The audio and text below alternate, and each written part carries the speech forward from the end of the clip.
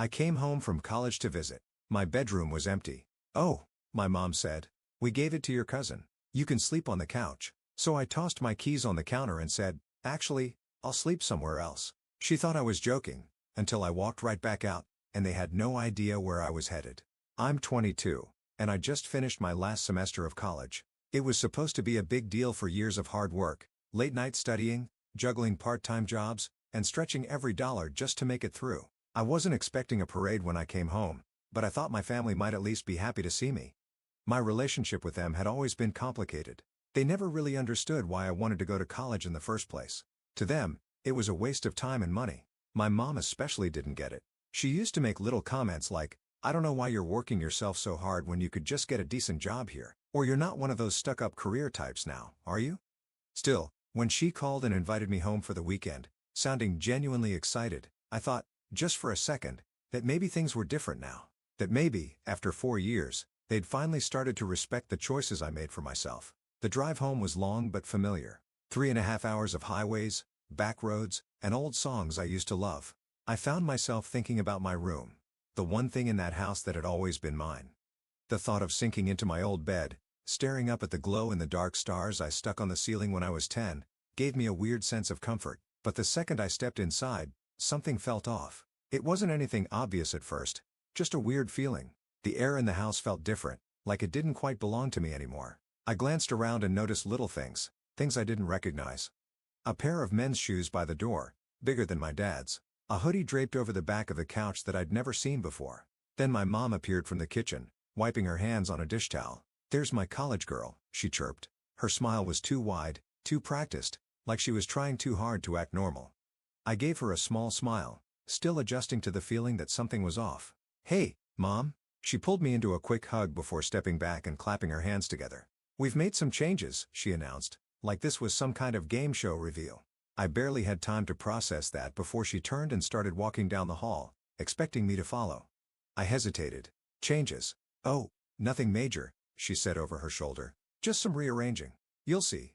Something uneasy twisted in my gut as I stepped into the hallway. It looked the same. Same worn-out carpet, same family pictures on the wall. But as I got closer to my bedroom door, I noticed something that made my stomach drop. The door was open, and my room wasn't my room anymore. The walls were a different color. The deep blue I had carefully picked out as a teenager was now an impersonal beige.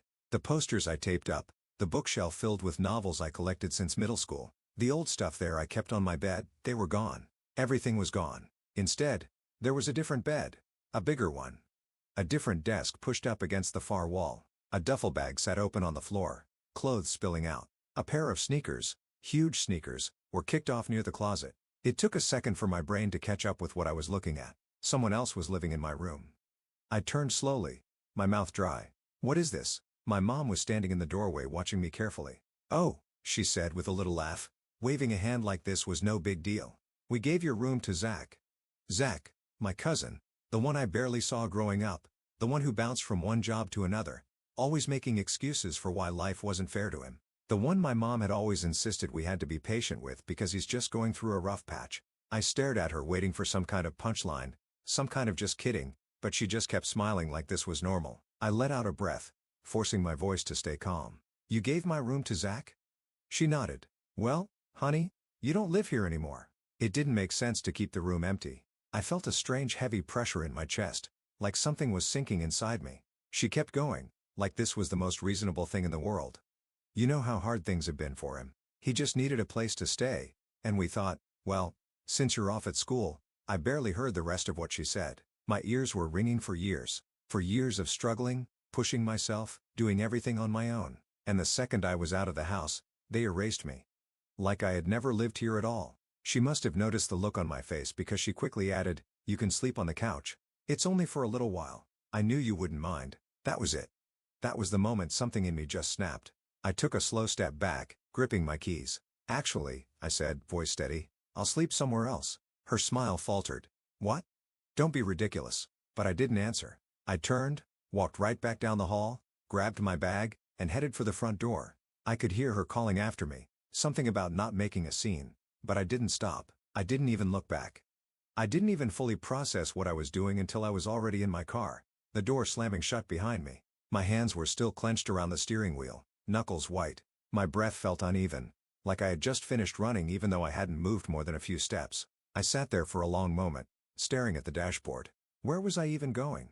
I hadn't planned for this. In my head, I had pictured coming home, sleeping in my bed, maybe even getting some kind of lukewarm acknowledgement from my family that they were, I don't know, proud of me, that they had missed me. Instead, they had wiped me out of the house like I was never there, like I was some temporary guest rather than their daughter. I glanced back toward the house. The lights from the front porch cast a dim glow across the yard. And through the window, I could see movement. My mom still standing near the front door, probably waiting for me to cool off and come back inside, like I was being dramatic, like this was normal. I turned the key in the ignition and backed out of the driveway. I had no idea where I was going. The streets were quiet, just the occasional street lamp flickering as I passed. I kept driving half on autopilot, letting my mind race through the events of the last 15 minutes. They had given my room to Zach.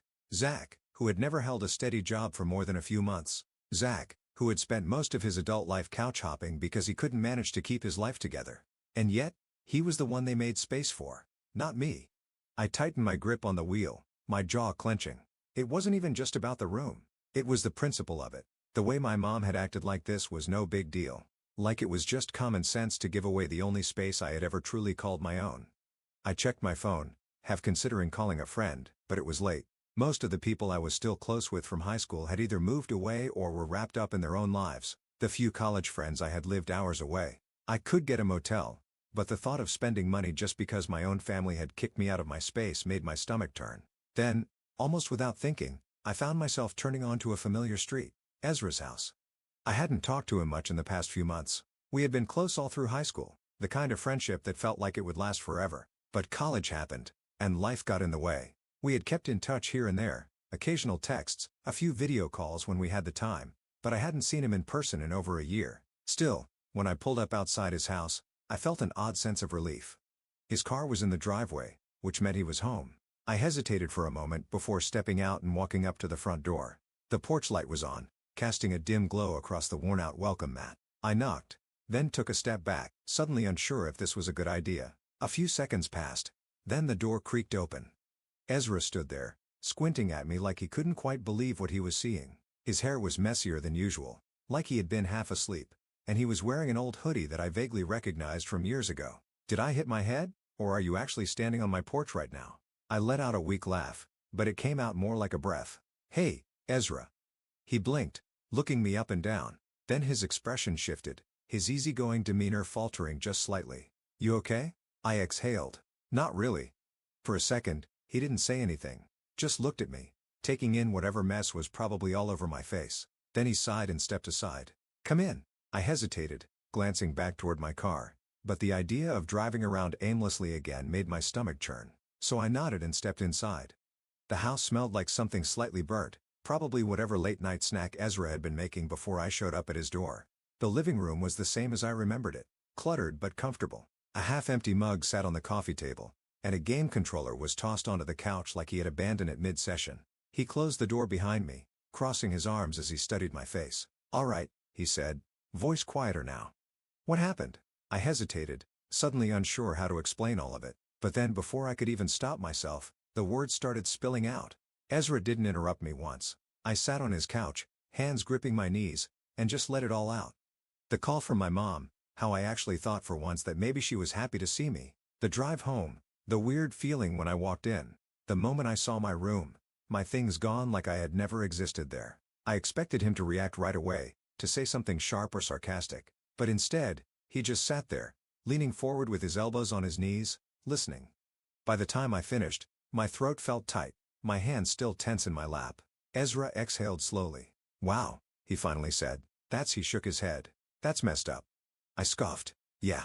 Little bit. He sat back, rubbing his jaw. They didn't even tell you beforehand? Nope. I leaned back into the couch, pressing my palms over my face. They acted like it was just a natural next step. Like, oh, of course, my room should go to Zach. Of course, I wouldn't mind. I don't live there anymore. So why would I care? Ezra was quiet for a second, and when I looked at him, his jaw was tight. That's not how normal parents treat their kid, you know? I let out a humorless laugh. Yeah. Well, my parents never really followed the parenting manual. He shook his head, muttering something under his breath before looking back at me. What's their deal with Zach, anyway? I mean, I remember him being kind of a loser, but this is next level. That was the question, wasn't it? I shrugged, but the truth was I knew. I had always known. They've always babed him. I admitted. I don't know why. I guess because he's just helpless. He messed up, and they swoop in to fix it. He wastes money, and they cover for him. He loses a job, and they understand. I paused, staring down at my hands. They've never done that for me. Ezra frowned. Because you don't need them to. I let out a short breath. Exactly. That was the heart of it, wasn't it? I had never needed them, not the way Zach did.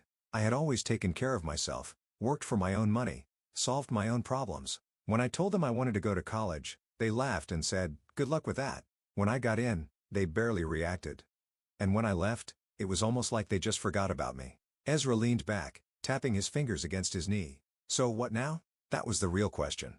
I had nowhere to go. Not long-term anyway. I could crash at a motel, but that felt like admitting defeat. I could try to stay with another friend, but most of them had moved on, scattered across different cities, different lives. I exhaled. I don't know. Ezra was quiet for a second, then sighed. You can stay here. I blinked. What? He shrugged, like it wasn't a big deal. Stay here. At least until you figure things out. For a second, I didn't know what to say. It was tempting. Safer than a motel. More comfortable than bouncing from place to place. But I also knew my mom. She wasn't going to let this go. As if on cue, my phone buzzed. I glanced at the screen. Mom. Ezra must have seen my face change because he raised an eyebrow.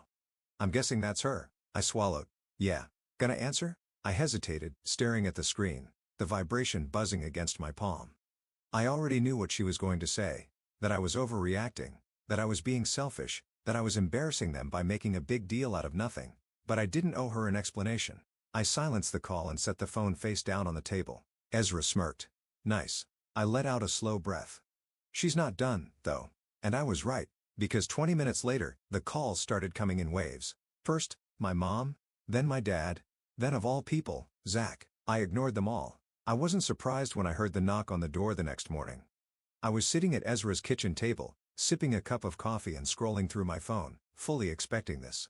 Ezra was still half asleep, sitting across from me in the hoodie he'd thrown on last night, eyes barely open as he poked at a bowl of cereal. The knock came again. Ezra raised an eyebrow at them. I sighed, setting my coffee down. Who else? I got up and went to the door. Sure enough, when I peeked through the peephole, I saw my mom standing on the porch, arms crossed, looking like she had been waiting for hours. I opened the door just enough to step into the doorway, blocking her view inside. She didn't even wait for a greeting. What do you think you're doing? She hissed. I blinked. Good morning to you too. Her lips pressed into a thin line. Enough with the attitude. You didn't come home last night. I folded my arms. Yeah, I figured since you gave away my room, I didn't have to check in like a child.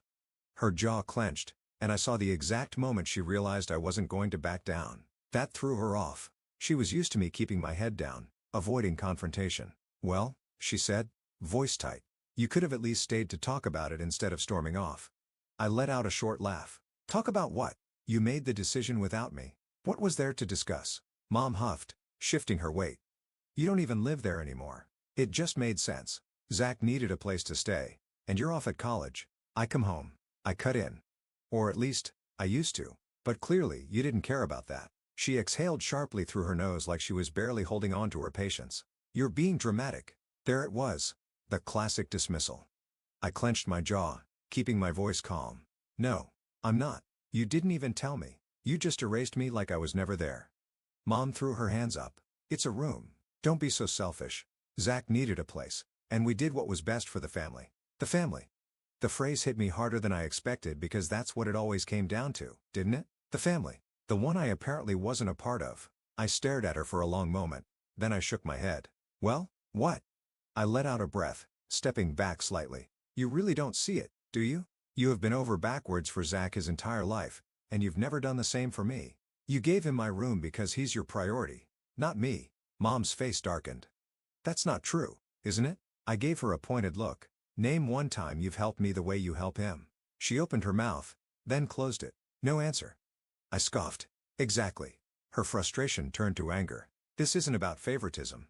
Zach needed a home, and we gave it to him at my expense. You're gone for most of the year. What do you expect us to do? Leave it empty? I expect you to respect me enough to tell me before throwing my stuff in storage. She rolled her eyes. We didn't throw it away. Oh, thank you so much for that, I said dryly. Her jaw tightened. Look, I came here to bring you home. Enough with this tantrum. I let out a short laugh, shaking my head. I'm not coming back. That made her freeze. She blinked. What? I'm done. My voice was steady. You made it clear where I stand in this family, and I finally get it. So, no. I'm not coming back. Keep the room.